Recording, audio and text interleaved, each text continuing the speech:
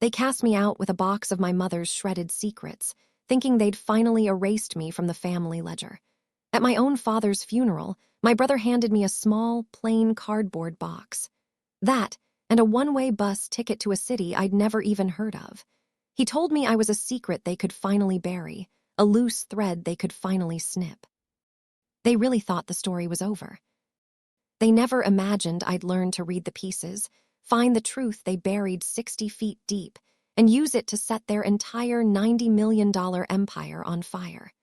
They didn't know that I was the one person who knew exactly where all the load-bearing walls were, and I was about to pull them all down at once. The day they buried my father was cold. I don't just mean the weather, which was a bitter, unforgiving November gray. The whole atmosphere inside that cavernous, stone-walled mansion I grew up in was cold. The air was thick with the scent of lilies and hypocrisy.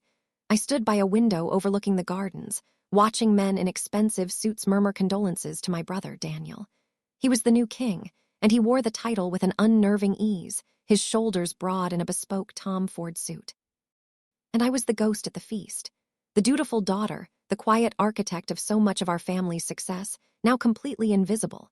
For 20 years, I had been the bedrock of Sinclair Holdings, while Daniel was the face, the charismatic deal-maker on the golf course, the one smiling from business magazines. I was the engine. I was the one pulling all-nighters, analyzing market trends, restructuring their bad acquisitions, and turning my father's reckless gambles into profitable ventures. My title was Chief Operating Officer, which sounded important, but in our family it just meant the help. After the last guest left, leaving behind a sea of half-empty champagne flutes, Daniel called me into Father's study. The room smelled just as he'd left it, old leather, cedar, and power. My mother was there, a porcelain doll perched on the edge of a sofa, her eyes fixed somewhere beyond the windows. She wouldn't look at me. Daniel didn't waste any time. He walked over to the great mahogany desk, the one I'd sat at countless times untangling his and my father's messes, and picked up the box.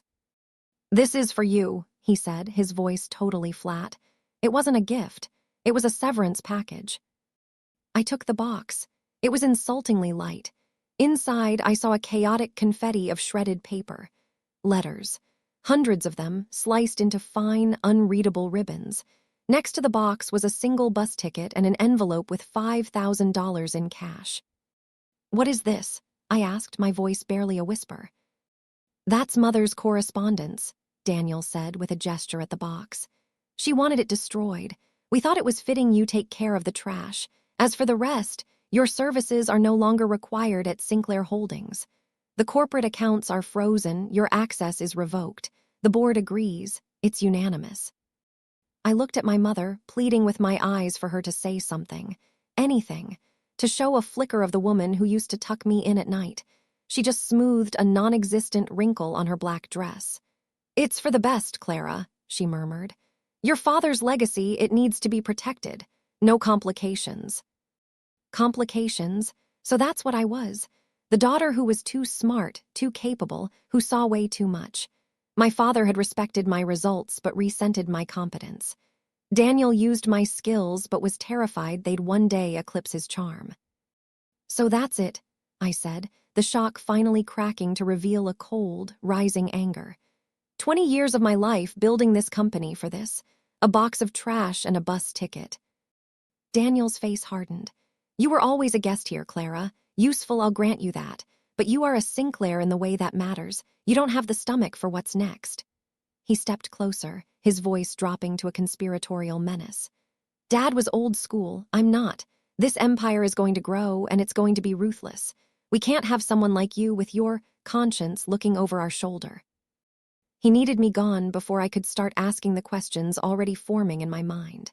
Questions about the last-minute changes to my father's will, made while he was heavily sedated. Questions about the quiet liquidation of offshore accounts I'd flagged months ago. Questions about why my mother looked so damn terrified. They were exiling me, casting me out with the shredded remains of my mother's secret life. They thought they were handing me garbage. In reality, they were giving me a key, the key to their past and the blueprint for their destruction. As I walked out of that study, the heavy door clicking shut behind me, I clutched that box not as a symbol of my exile, but as my new life's work. The ground beneath their empire wasn't solid rock. It was a graveyard of secrets, and they had just handed me the shovel. So, how did I become the kind of person who could orchestrate their perfect downfall? You have to go back. Long before the funeral, long before the shredded letters. I grew up in my brother Daniel's shadow. He was the heir apparent from birth. He had our father's charming smile and our mother's social grace. I had our father's analytical mind and a quiet nature he found unsettling in a daughter. The roles were set early. Daniel was groomed for the throne. I was trained to be the power behind it. Daniel will lead the men, Clara. You will make sure their plans work, my father used to say, ruffling my hair without ever really seeing me. It wasn't a compliment, it was a job description. Sinclair Holdings was our kingdom. It started as a small construction firm my grandfather founded, but under my father, it metastasized into a corporate behemoth clearing $90 million a year in revenue from real estate, private equity, you name it. But its growth was reckless. My father was a gambler who loved the thrill of the deal more than the health of the company. My job was to clean up the mess. I joined the company right after getting my MBA from Wharton. While Daniel was in marketing, hosting client dinners at Michelin-starred restaurants, I was in the trenches. I was the one building the financial models that proved my father's latest vision was a catastrophe, forcing us to pivot. I was the one renegotiating toxic loans with stony-faced bankers, using logic to salvage deals Daniel had nearly sunk with his arrogance. I'll never forget the Austin deal, a $50 million commercial development. Daniel had promised the board a 30% return in 2 years, but he'd completely overlooked zoning restrictions and rising material costs. The project was bleeding almost $1 million a month. Dad was ready to take a massive write-down. I locked myself in my office for a week. Fueled by coffee and the burning need to prove my worth, I went through every line of every contract. I found a loophole, a forgotten clause in the city's development plan allowing for a mixed-use residential conversion with huge tax incentives. I rebuilt the entire financial plan and presented a corporate Hail Mary to the board. And it worked.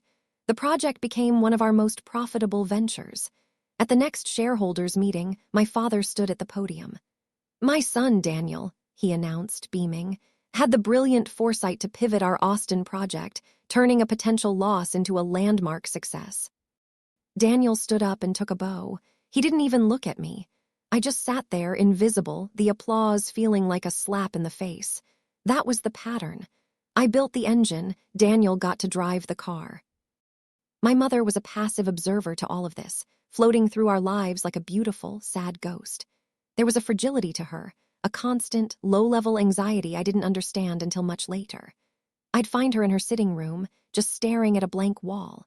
She would get quiet whenever my father talked about the purity of the Sinclair name. I once asked her about her life before him, and she just gave me a brittle smile and said, "That was a different person, dear." Best left in the past. The whispers I'd heard my whole life started to make a different kind of sense. The way my father's family looked at me at Christmas parties. The way my father would dismiss any of my traits he didn't like. "You get that stubbornness from your mother's side," he'd say with a sneer, as if her side was a contamination. I was the family's hyper-competent ghost in the machine. They relied on my skill but dismissed my identity. They needed my mind, but they didn't want my voice. And that was their fatal mistake. They taught me how to find the weakness in any system, how to analyze every detail, and how to execute a plan with cold, quiet precision. They trained their own executioner and never even knew it. My exile began in a sterile apartment in a city where the sky was perpetually gray. The $5,000 was an insult, but it bought me time. For the first week, I did nothing. The shock was a physical weight. The anger and betrayal were a bitter taste in my mouth. I was grieving the family I thought I had. But grief eventually burns itself out, and what's left is either embers or resolve. I got resolve, and it was focused on one thing, the box. That box of shredded letters sat on my kitchen table, a monument to their contempt. They thought it was trash. They thought they had destroyed the story, but they underestimated me. They always had. The work began. It was painstaking. I bought tweezers, a magnifying lamp, and archival glue. My floor was covered in white paper. Night after night, fueled by cheap coffee and obsessive fury, I started to piece together a puzzle made of paper lace. I became a forensic accountant of the heart. I used the skills they'd sharpened in me. I sorted shreds by paper type, by ink color, by the faint watermarks. I started to recognize my mother's elegant, looping script and another, more angular and urgent, that I didn't know at all. Weeks turned into months. My world shrank to the size of those fragments. Patterns emerged, recurring phrases. "My dearest Alina," my mother would write. And from the other writer, Alina, "He can't keep us apart forever. Your daughter needs to know." Daughter, the words screamed from the half-formed sentences. I scanned the fragments into my computer, using software to create a searchable text. I ran algorithms. Slowly, a narrative began to emerge. My mother, before my father, had been in love with a struggling artist. They had a child together, a daughter, Alina. My father, obsessed with his pristine lineage, saw this child as an unacceptable stain. He was already powerful, and he forced my mother to choose: give up the child and marry him, or keep the child and be cast out. She made her choice, but she never let go. The letters were a secret lifeline to the woman who raised Alina, a woman named Maria. My mother had been sending them money, but the letters spoke of more. They spoke of a trust, a substantial one. And this is where the story turned from personal tragedy to corporate crime. A name appeared: the Blackwood Trust. Alina's guardian wrote that my mother had promised her that a sum of nearly $2 million in today's money, left to her by her own father, was put into a trust for Alina. My father was the executor. But there was no Blackwood Trust in any Sinclair Holdings financials I could remember. It didn't exist. My own money was running out. I took a freelance job as a financial analyst to pay the rent and fund my investigation. I needed proof, and for that, I needed an ally. I thought of Mr. Abernathy, a quiet accountant who'd been with the company for 40 years before my father forced him into early retirement. Daniel used to call him the Dust Bunny. But I knew Mr. Abernathy was meticulous, and I had always treated him with respect. I found him in a tidy bungalow in the suburbs. It took some convincing. He was scared.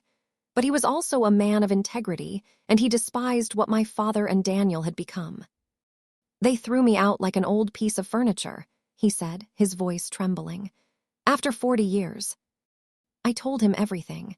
I showed him the letters. I said the words Blackwood Trust. His eyes widened. "Blackwood," he whispered. "I remember that name, an old holding LLC. Your father dissolved it in the early days, said the investments had failed, a total loss. He agreed to help.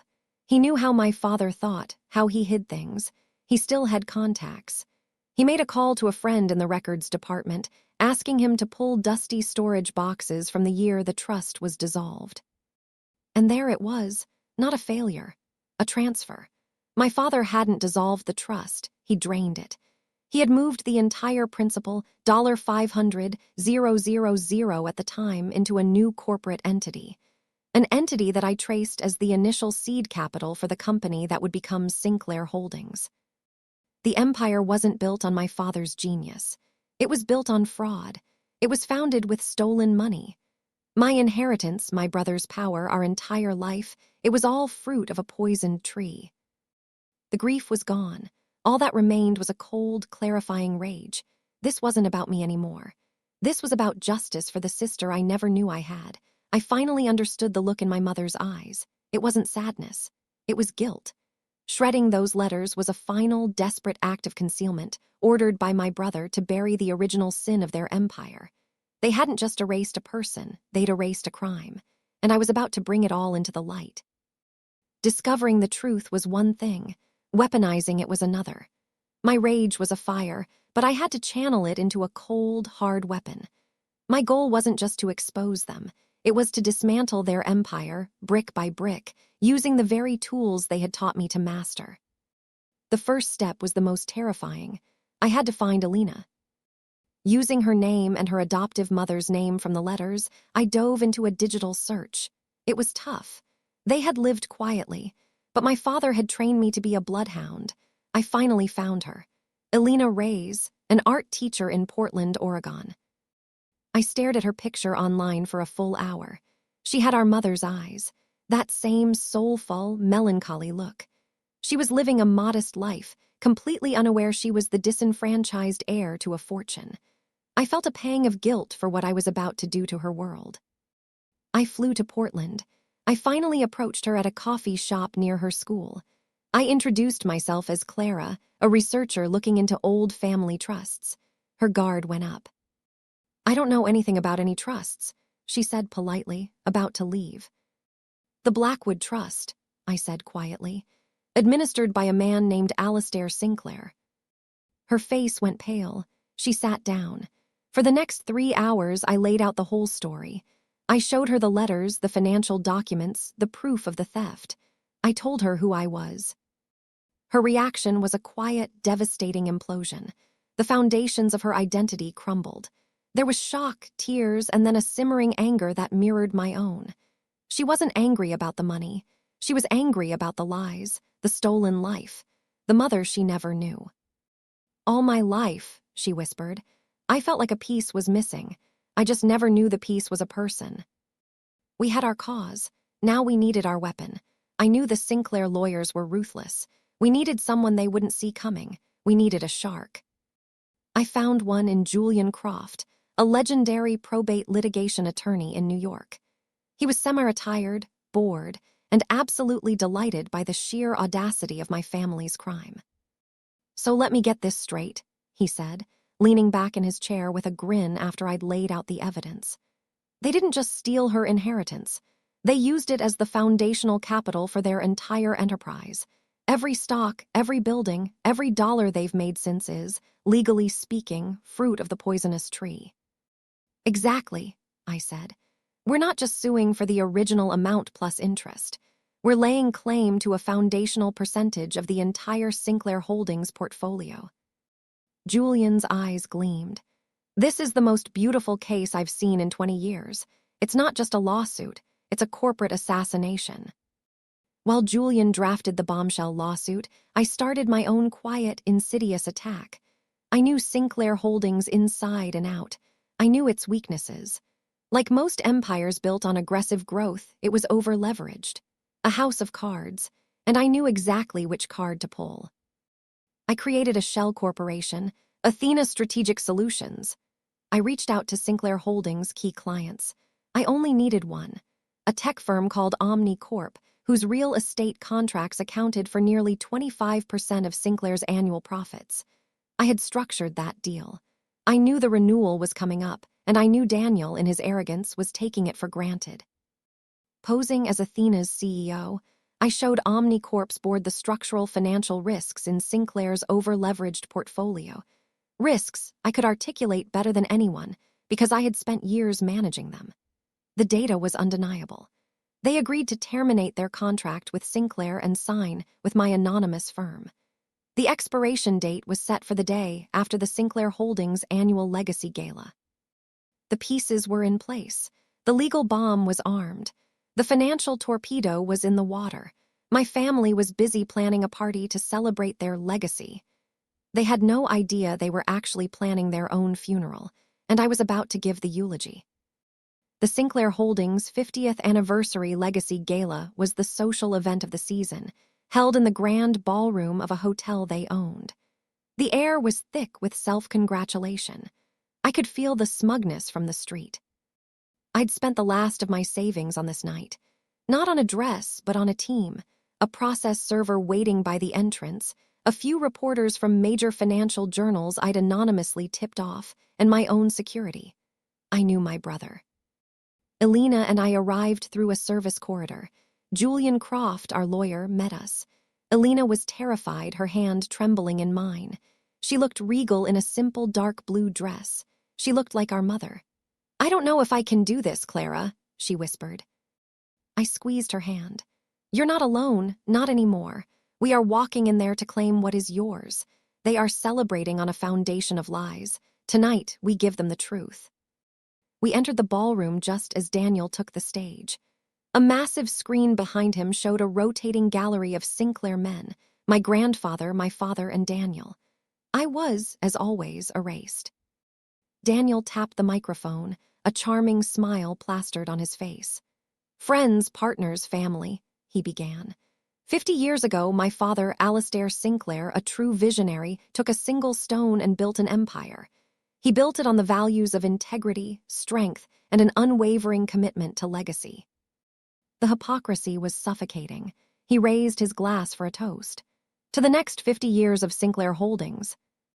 As the applause began, that was our cue. Julian, Alina, and I walked purposefully toward the stage. Security moved to intercept, but my men stepped in their way. The room began to murmur. Daniel's smile faltered as he saw us. His eyes locked on me, and I saw pure shock, then dawning horror. Julian reached the stage and handed the tech a USB drive. A moment later, the slideshow vanished. It was replaced by a high-resolution scan of one of the letters and the fraudulent transfer document from the Blackwood Trust. The room fell into a stunned silence. I took the microphone. My voice when I spoke was not loud, but cold, clear, and amplified. "Good evening," I began. "My name is Clara Sinclair.